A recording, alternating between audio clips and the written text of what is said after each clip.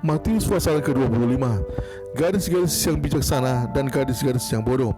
Pada waktu itu hal kerajaan surga seumpama 10 gadis yang mengambil pelitanya dan pergi menyongsong mempelai laki-laki. 5 di antaranya bodoh dan 5 bijaksana. Gadis-gadis yang bodoh itu membawa pelitanya tetapi tidak membawa minyak, sedangkan gadis-gadis yang bijaksana itu membawa pelitanya dan juga minyak dalam buli-buli mereka. Tetapi karena mempelai itu lama tidak datang-datang juga, mengantuklah mereka semua lalu tertidur. Waktu tengah malam terdengarlah suara orang berseru, "Mempelai datang, songsonglah dia." Gadis-gadis itu pun bangun semuanya, lalu membereskan pelita mereka. Gadis-gadis yang bodoh berkata kepada gadis-gadis yang bijaksana, "Berikanlah kami sedikit dari minyakmu itu, sebab pelita kami hampir padam." Tetapi jawab gadis-gadis yang bijaksana itu, "Tidak, nanti tidak cukup untuk kami dan untuk kamu. Lebih baik kamu pergi kepada penjual minyak dan beli di situ." Akan tetapi, waktu mereka sedang pergi untuk membelinya, datanglah mempelai itu dan mereka yang telah siap sedia masuk bersama-sama dengan dia ke ruangan perjamuan kawin, lalu pintu ditutup. Kemudian datanglah juga gadis-gadis yang lain itu dan berkata, "Tuhan, Tuhan, bukakanlah kami pintu." Tetapi ia menjawab, "Aku berkata kepadamu, sesungguhnya aku tidak mengenal kamu. Karena itu berjaga-jagalah, sebab kamu tidak tahu akan hari mana akan saatnya." Perumpamaan tentang talenta. Sebab hal kerajaan surga sama seperti seorang yang mau bepergian ke luar negeri, yang memanggil hamba-hambanya dan mempercayakan hartanya kepada mereka. Yang seorang diberikannya 5 talenta, yang seorang lain lagi 2, dan yang seorang lagi 1, masing-masing menurut kesanggupannya. Lalu ia berangkat. Segera pergilah hamba yang menerima 5 talenta itu. Ia menjalankan uang itu lalu beroleh laba 5 talenta. Hamba yang menerima 2 talenta itu pun berbuat demikian juga dan berlaba 2 talenta. Tetapi hamba yang menerima 1 talenta itu pergi dan menggali lubang di dalam tanah, lalu menyembunyikan uang tuannya. Lama sesudah itu pulanglah tuan hamba-hamba itu, lalu mengadakan perhitungan dengan mereka. Hamba yang menerima 5 talenta itu datang, dan ia membawa laba 5 talenta. Katanya, "Tuan, 5 talenta Tuhan percayakan kepadaku. Lihat, aku telah peroleh laba 5 talenta." Maka kata tuannya itu kepadanya, "Baik sekali perbuatanmu itu, hai hambaku yang baik dan setia. Engkau telah setia dalam perkara kecil, aku akan memberikan kepadamu tanggung jawab dalam perkara yang besar. Masuklah dan turutilah dalam kebahagiaan Tuanmu." Lalu datanglah hamba yang menerima 2 talenta itu. Katanya, "Tuan, 2 talenta Tuhan percayakan kepadaku. Lihat, aku telah beroleh laba 2 talenta." Maka kata tuannya itu kepadanya, "Baik sekali perbuatanmu itu, hai hambaku yang baik dan setia. Engkau telah setia memikul tanggung jawab dalam perkara yang kecil. Aku akan memberikan kepadamu tanggung jawab dalam perkara yang besar.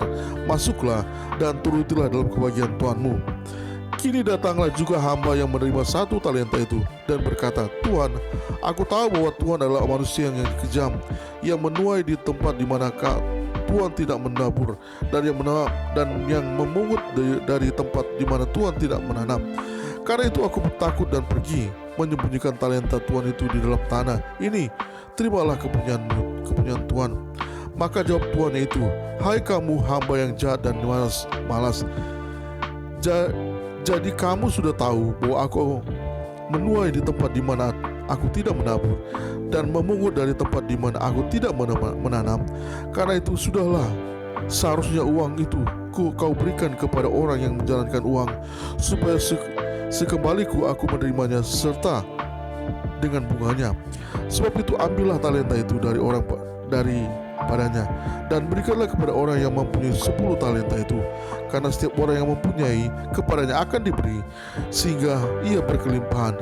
Tetapi siapa yang tidak mempunyainya, apapun juga yang ada padanya akan diambil daripadanya. Dan campaklah hamba yang tidak berguna itu ke dalam kegelapan yang paling gelap. Di sanalah akan terdapat ratap dan kertak gigi." Penghakiman terakhir. Apabila Anak Manusia datang dalam kemuliaannya dan semua malaikat bersama-sama dengan dia, maka ia akan bersemayam di atas takhta kemuliaannya.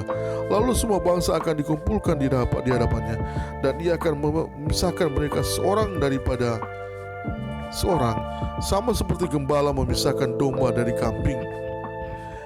Dan ia akan menempatkan domba-domba di sebelah kanannya dan kambing-kambing di sebelah kirinya. Dan raja itu akan berkata kepada mereka yang di sebelah kanannya, "Mari, hai kamu yang diberkati oleh Bapakku, terimalah kerajaan yang telah disediakan bagimu sejak dunia dijadikan. Sebab ketika aku lapar, kamu memberi aku makan. Ketika aku haus, kamu memberi aku minum. Ketika aku seorang asing, kamu memberi aku tumpangan. Ketika aku telanjang, kamu memberi aku pakaian. Ketika aku sakit, kamu melawat aku. Ketika aku dalam penjara, kamu mengunjungi aku." Maka orang-orang benar itu akan menjawab dia, katanya, "Tuhan, bila manakah kami melihat engkau lapar dan kami memberi engkau makan, atau haus dan kami memberi engkau minum? Bila manakah kami melihat engkau sebagai orang asing dan kami memberi engkau tumpangan, atau telanjang dan kami memberi engkau pakaian? Bila manakah kami melihat engkau sakit atau dalam penjara dan kami mengunjungi engkau?" Dan raja itu akan menjawab mereka, "Aku berkata kepadamu, sesungguhnya segala sesuatu yang kamu lakukan untuk salah seorang di hari saudaraku yang paling hina ini, kamu telah melakukannya untuk aku."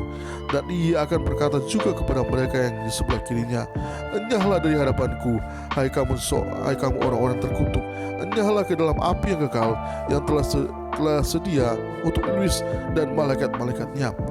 Sebab ketika aku lapar, kamu tidak memberi aku makan. Ketika aku haus, kamu tidak memberi aku minum.